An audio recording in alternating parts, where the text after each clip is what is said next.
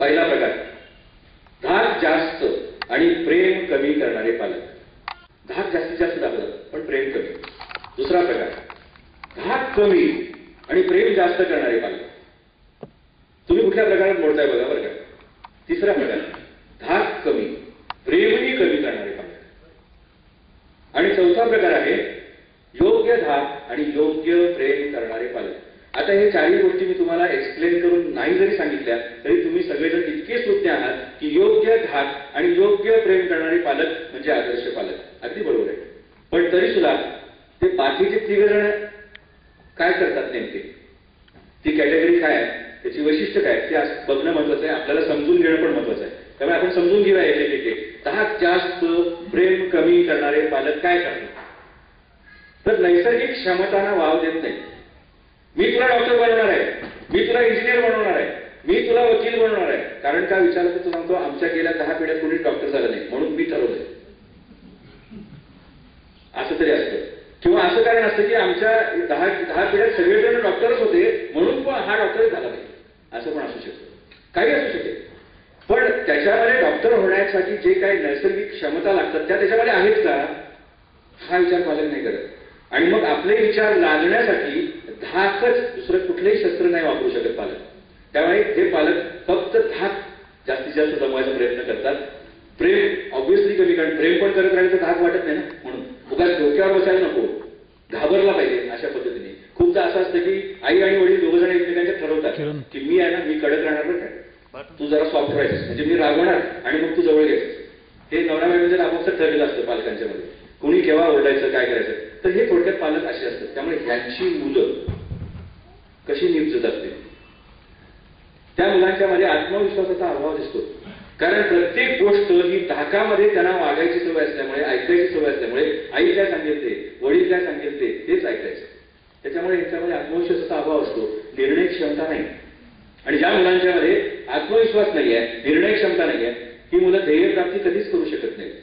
आणि असे जे पालक असतात, धाक जास्त आणि प्रेम कमी करणारे पालक, यांचा धाक मुलं जास्त काळ सहन करू शकत नाही.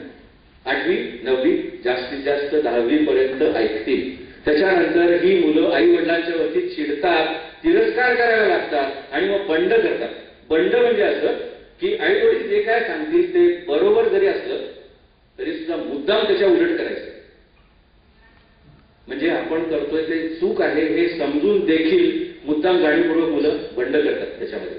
तर असा हा प्रकार आहे ह्या पालकत्वामध्ये. दुसरा प्रकार जो आहे धाक कमी प्रेम जास्त करणारे पालक काय करतात, अतिप्रेमानं मुलांना दुबळं करतात. असे पण पालक खूप दिसतात बघा आपल्याला. अतिप्रेम कधी रागवायचं नाही, कधी मारायचं नाही आणि पुन्हा अभिमानाने सांगायचं की आम्ही मागच्या मुलाला हात सुद्धा लावला नाही बरं का, कधी आम्ही त्याला कधी ओरडलो सुद्धा नाही बरं का. पण अरे आताचं त्याचं करंट स्टेटस काय ते नाही बघत आपण.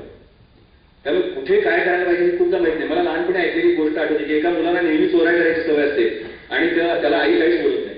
आणि मग ज्या दिवशी त्याला पोलीस पकडायला येतात तेव्हा तो म्हणतो की मला आईला शेवटचं भेटायचं एकदा तुरुंगात जाण्याच्या आधी. आणि तेव्हा तो आईच्या कानाचा चावा घेतो आणि तो म्हणतो की मी पहिल्यांदा जेव्हा चोरी केली होती ना त्यावेळेला एक कानाखाली वाजवली असतीस ना तर ही वेळ आली नसती. तर अशा पद्धतीचं काही वेळेला असतं की अजिबात कसलाही धाक नाही, भरपूर प्रेम, नुसतंच प्रेम. ते प्रेम करायचं आंधळ असतं आणि त्याच्यामुळे मुलं दुबळी बनतात.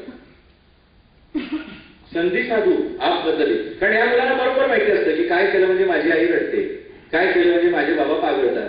त्यामुळे ही मुलं बरोबर नाटकी असतात. हाजी आत्मविश्वास असतो या मुलांच्या मध्ये. मी असं करून दाबणार, तसं करून दाबणार, नाही दाबणार काय फरक पडतो, अशा भूमिकेत असतात. माझे आई वडील थोडेच मला मारणार आहेत, ते थोडेच चिडणार आहेत. म्हणजे तुम्ही आदर्श आई वडील असता बरं का या मुलांच्या आई, कारण त्यांना त्यांची मनमानी करायला मिळते.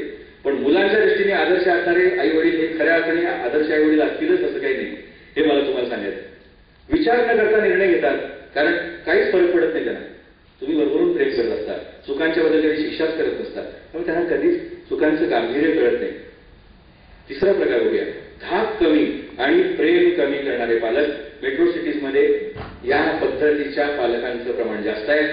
काय करतात हे पालक, पैसे देतात, वेळ अजिबात देत नाही. कारण कदाचित दोघेही मोठ्या उद्योगात असतात, दोघेही जॉब करत असतात, दोघांचे व्यवसाय असतात, काही असेल किंवा त्या स्टँडर्ड मध्ये राहायची सवय झाली असते. ही लोक पैसे देतात पण वेळ अजिबात देत नाही. आणि याच्यामुळे काय होतं, यांची मुलं कशी निघतात? सतत प्रेमासाठी आसुसलेली असतात. बाहेरच्या जगात रमतात, रागापोटी व्यसनाधीनता येते या मुलांच्या मध्ये आणि नैराश्य